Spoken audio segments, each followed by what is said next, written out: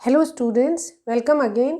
आज की अपनी इस क्लास में हम कैलकुलेट करेंगे electric field because of a sheet of charge. Okay, पिछली क्लास में पिछले वीडियोस में हमने एक लाइन चार्ज की वजह से इलेक्ट्रिक फील्ड डिस्कस किया था। अब ये आपका जो चार्ज है वो उसका डिस्ट्रीब्यूशन बदल गया है और एक वो सरफेस चार्ज डेंसिटी की फॉर्म में आपको गिवन है surface charge density rho S.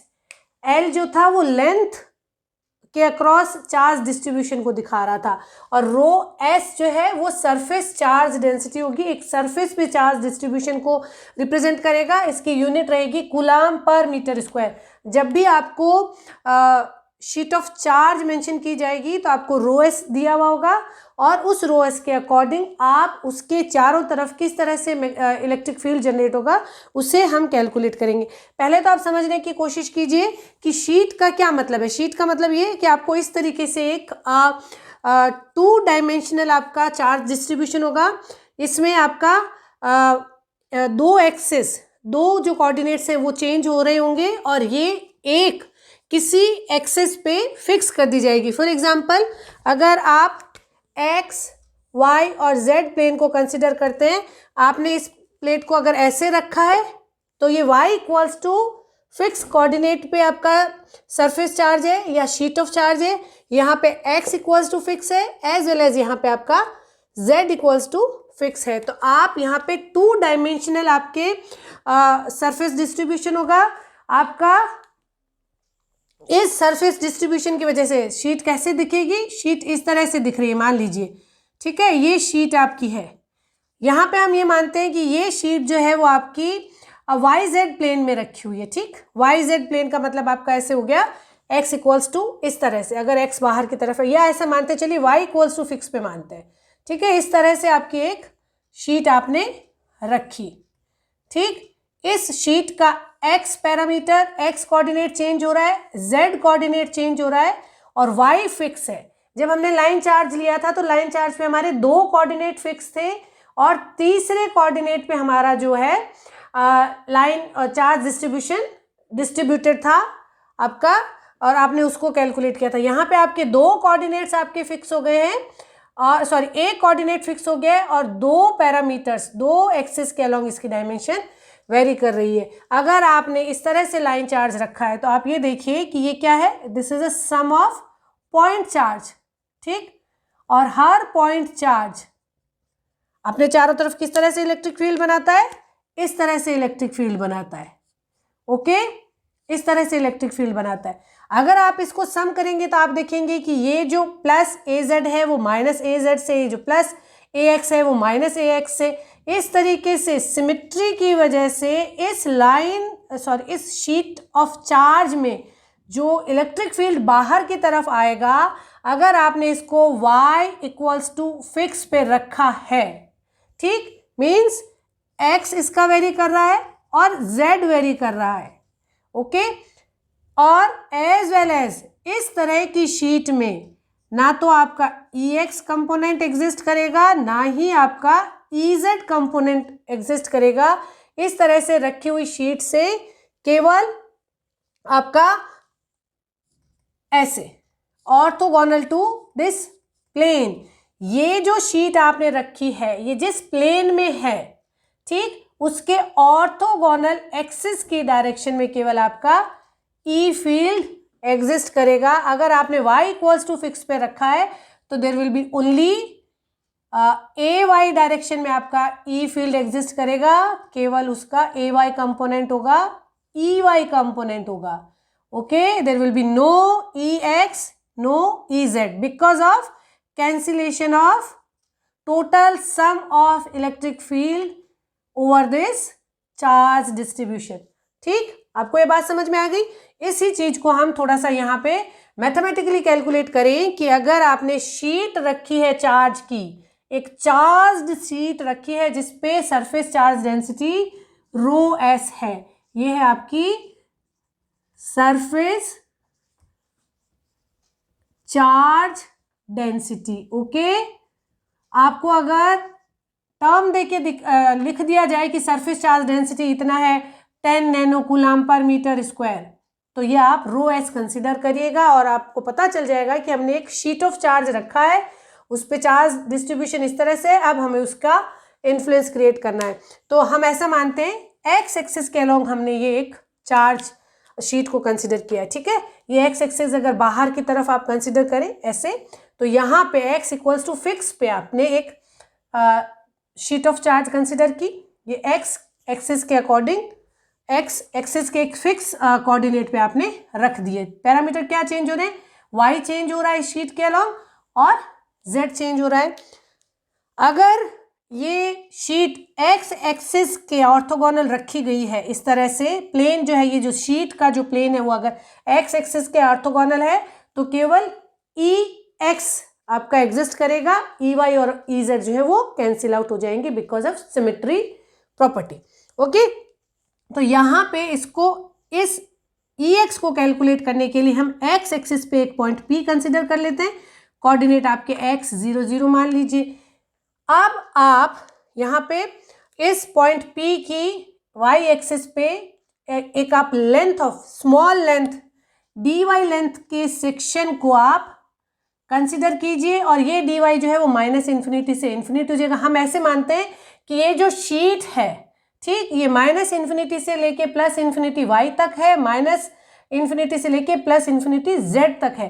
तो आप इस शीट को सम ऑफ लाइन चार्ज की तरह से कंसिडर करके हर लाइन चार्ज की वजह से कितना ई फील्ड इस पॉइंट पे जनरेट होगा उसे कैलकुलेट कीजिए डीई की तरह और उसको सम कर दीजिए माइनस इन्फिनिटी से इन्फिनिटी। ये क्या है, वाई एक्सिस के अलोंग एक लाइन चार्ज। अगर rho S coulomb per metre square, अगर rho S coulomb per metre square अगर चार्ज डेंसिटी थी, इसको अगर हम डी वाई से इस इतनी C small section of length से अगर मल्टीप्लाई करेंगे तो ये हमने क्या बना लिया है, ये हमने बना ली है line charge density. Coulomb per metre square into metre is coulomb per metre. तो अब ये हमारा एक छोटा सा, इसको आप डी रो एल बता दीजिए, ठीक है, डी रो एल। तो आपने इसको एक लाइन चार्ज कंसिडर कर लिया जिसकी charge density, line charge density ये हो गई है। अब हम इसकी वजह से इस पॉइंट पे निकालेंगे और इनका सम कर देंगे तो हम टोटल शीट की वजह से इस पॉइंट पे इलेक्ट्रिक फील्ड कैलकुलेट कर लेंगे। इस पॉइंट की डिस्टेंस जो है वो आर हमने कंसिडर की है, इस जगह पे ये एक्स कोऑर्डिनेट है, ये वाई है, और इस पॉइंट से इस सेक्शन से इस पॉइंट पे इलेक्ट्रिक फील्ड अगर डी वाई सेक्शन के लाइन चार्ज की वजह से इलेक्ट्रिक फील्ड जनरेट हुआ डीई, ये डीई है, ये थीटा है, तो ये भी आपका थीटा होगा और ये जो आपका इलेक्ट्रिक फील्ड होगा वो होगा डीई एक्स। एक्स एक्सिस के अलोंग आपका इलेक्ट्रिक फील्ड वो क्या होगा, डीई कॉस ऑफ थीटा। ठीक, यहाँ पे डीई का मैग्नीट्यूड अगर आप कैलकुलेट करें तो डीई एक लाइन चार्ज की वजह से कितना इलेक्ट्रिक फील्ड जनरेट होता है, rho L upon 2 pi epsilon naught R, या रो ऐसे लिखा था ना हमने, ठीक। यहाँ पे रो एल क्या हो गई है, रो एल ये हो गया है rho S D Y upon 2 pi epsilon naught, radial distance कितनी हो गई है आर, ये आपका आ गया है डीई। इस इतने से लेंथ के लाइन चार्ज की वजह से पी पे आपका इलेक्ट्रिक फील्ड। अब हमें पता है कि हमारा जो इलेक्ट्रिक फील्ड एग्जिस्ट करेगा वो केवल डी ई एक्स होगा। वो क्या है, D E cos of theta. तो you can write it out, rho S Y cos, sorry D Y cos theta upon 2 pi epsilon naught R. Okay, यहाँ पे रो एस और 2 पाई एप्सिलॉन नॉट जो है वो आपका एक कांस्टेंट है, तो इसे हम अलग रख लेते हैं। फिर इस ट्राइंगल को आप रीड्रॉ कीजिए, ये है y, ये है x और ये है r और ये है थीटा। ओके, डी एक्स का ये फॉर्मूला लिखने के बाद हम इस ट्राइंगल को रीड्रॉ करें, y x r theta, then y by x और y will be x tan theta as well as cos theta will be x by r.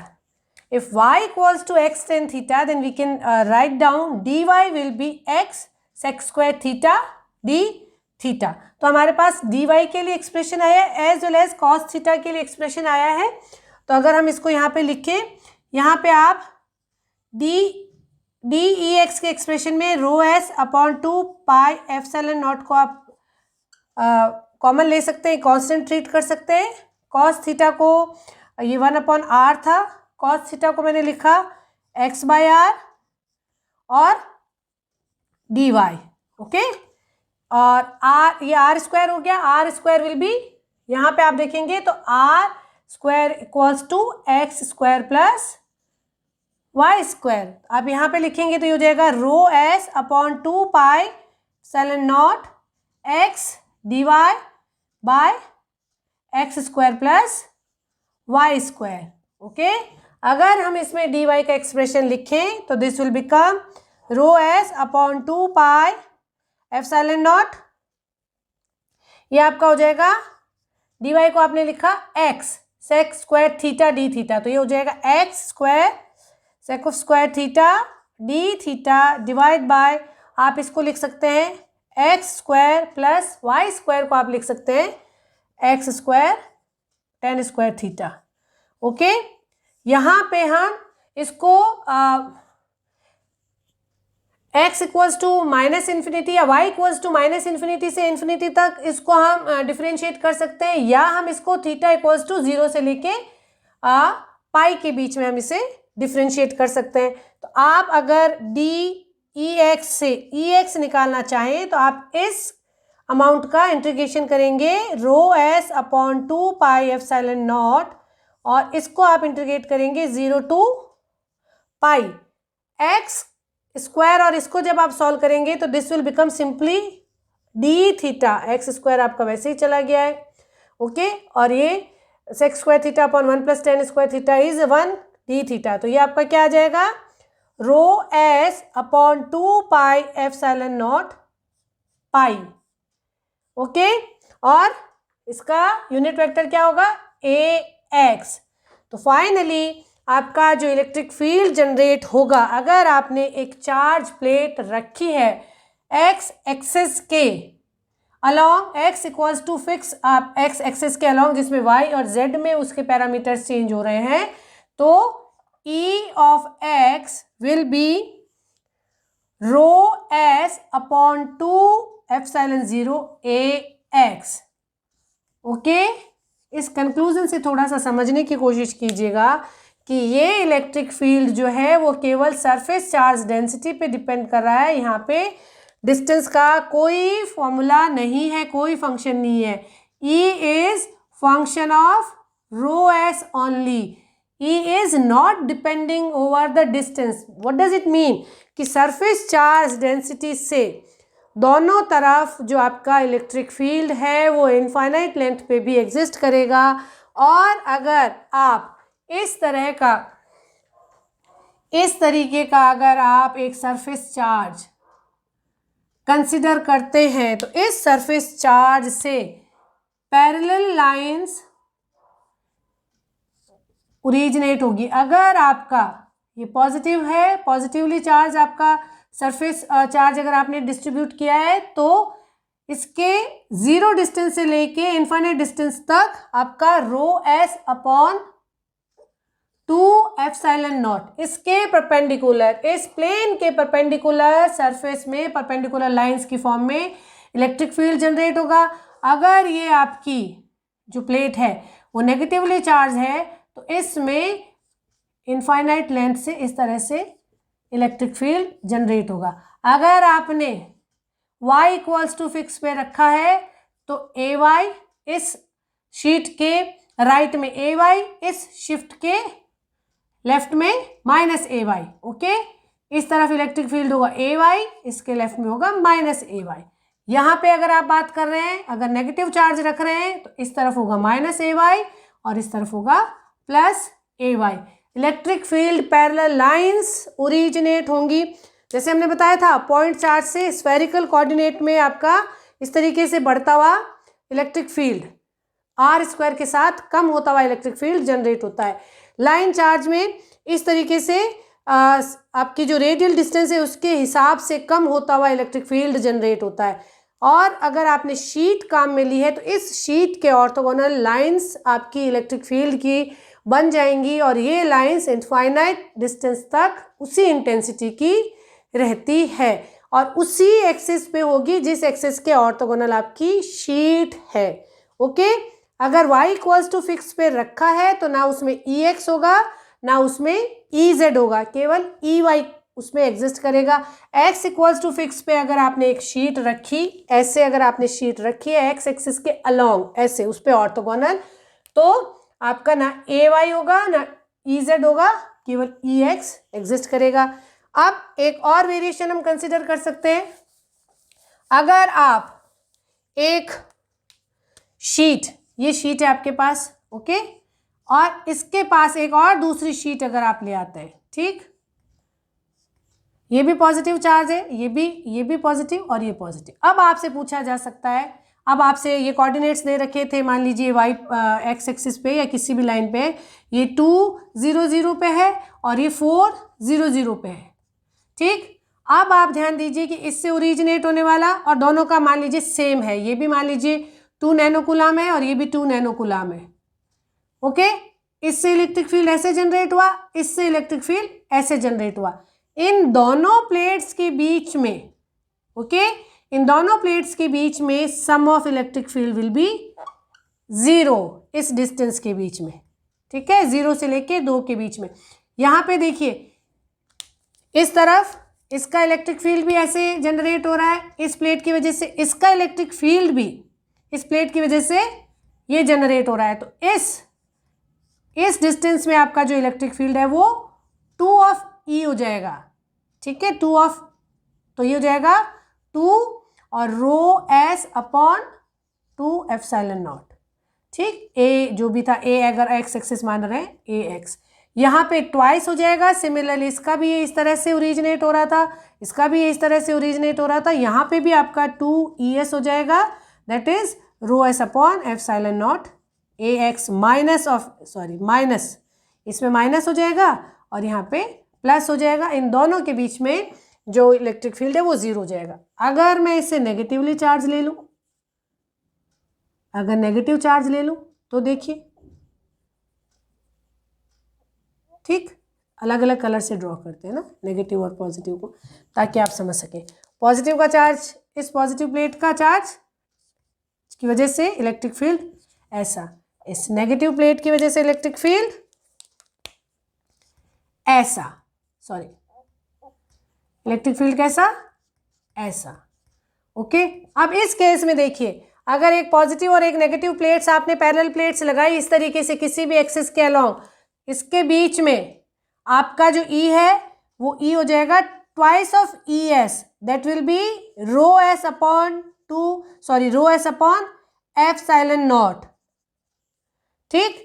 और यहाँ पे सम ऑफ, ये देखिए, ये इस पॉजिटिव की वजह से ये इंटेंसिटी, नेगेटिव की वजह से ये इंटेंसिटी, तो यहाँ पे आपका E विल बी 0 और यहाँ पे भी आपका, क्योंकि ये जो है ना ये इस तरह से आ रही है लाइंस, यहाँ पे सरफेस चार्ज डेंसिटी की वजह से जो इलेक्ट्रिक फील्ड होता है वो लाइन पे डिस्टेंस पे नहीं डिपेंड करता और ये इनफाइनाइट लेंथ तक सेम इंटेंसिटी का रहता है। तो जो यहाँ पे इलेक्ट्रिक फील्ड है वो यहाँ पे भी होगा, यहाँ पे भी होगा, इस बोर्ड के बाहर भी होगा। तो अगर एक पॉजिटिव और एक negative same surface charge density की प्लेट्स रख दी जाएं तो उनके बीच में इलेक्ट्रिक फील्ड जो है वो ट्वाइस होगा, बाहर 0 होगा। 2 पॉजिटिव रख दी जाए तो बीच में 0, बाहर ट्वाइस, 2 नेगेटिव रख दी जाए तो बीच में 0, ट्वाइस। ये सारे आपके स्टेटमेंट वाइज कंसेप्चुअल क्वेश्चंस बन सकते हैं, न्यूमेरिकल क्वेश्चंस बन सकते हैं। इलेक्ट्रोमैग्नेटिक फील्ड थ्योरी में जितना आप अपनी विजुअलाइजेशन की कैपेसिटी को इंक्लूड करके इस सब्जेक्ट को पढ़ेंगे उतना ही ये subject interesting as well as scoring होता जाएगा। आई होप कि लाइन चार्ज के बाद सरफेस चार्ज डेंसिटी की वजह से या शीट ऑफ चार्ज की वजह से कैसे इलेक्ट्रिक फील्ड बनेगा ये कॉन्सेप्ट भी आपको क्लियर हो गया होगा। अपने नेक्स्ट वीडियो में हम इस पे बेस्ड कुछ न्यूमेरिकल एग्जांपल्स को भी डिस्कस करेंगे keep learning, keep watching. Thank you.